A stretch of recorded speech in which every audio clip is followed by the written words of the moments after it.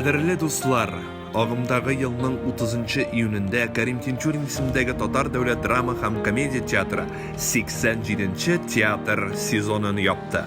Қызаклы төрле мәдәни вакыйгаларга бай сезоныбыз 2020 елның 20 августында Татар театры тарихында улар өчен беренче фэнтези «Карурман» спектакле белән ачылган иде. Сезон дәвамында театрыбыз 5 премьера тәкъдим итте. Полиционер, Сәйдәш йокысызлык, Утка очкан күбәләктәй,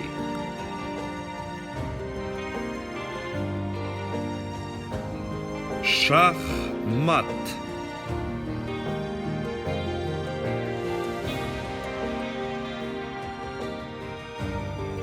Галәм-әгъләм спектакльләре театрыбыз репертуарында үз урынын тапты.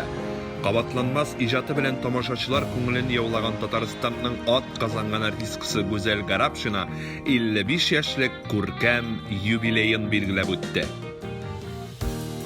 Кәрим Тинчурин театры кыю һәм максатчан проектлар белән дә дан тота. Бу сезонда да театрыбызда 2 зур проект.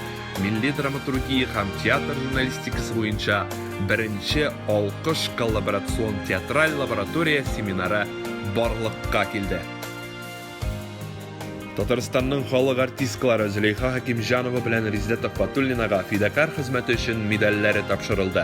Директор урынбасарлары Марсель Рузил улы Шакиров белән Илфат Хисаметдин улы Фәхретдиновлар Татарстан Республикасының ат казанган мәдәният хезмәткәре дигән мактаулы исемгә, театрыбызның баш дирижеры Ильяс Камал Муса Җәлил исемендәге республика премиясе лауреаты дәрәҗәсенә лаек булды. Талантлы баянчыбыз Алмаз Ахунов Татар моңы халыкара телевизион конкурсында җиңү яулады. Театрыбызда уңышлы эшләп килүче сәламәтлеге шикләнгән балаларның могҗиза театр студиясе «Я могу.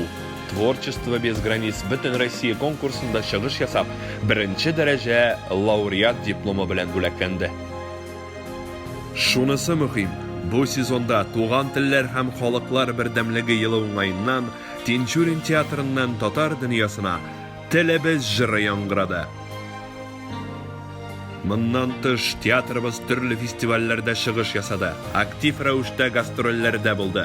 Бөек Ватан сугышы ветераннары, тыл хезмәтчәннәре, сугыш чоры балалары, инвалидлар өчен һәр даим хәйрия спектакльләре күрсәтелеп торды. Кадерле дуслар, тагын бер сезоныбыз тарихта калды.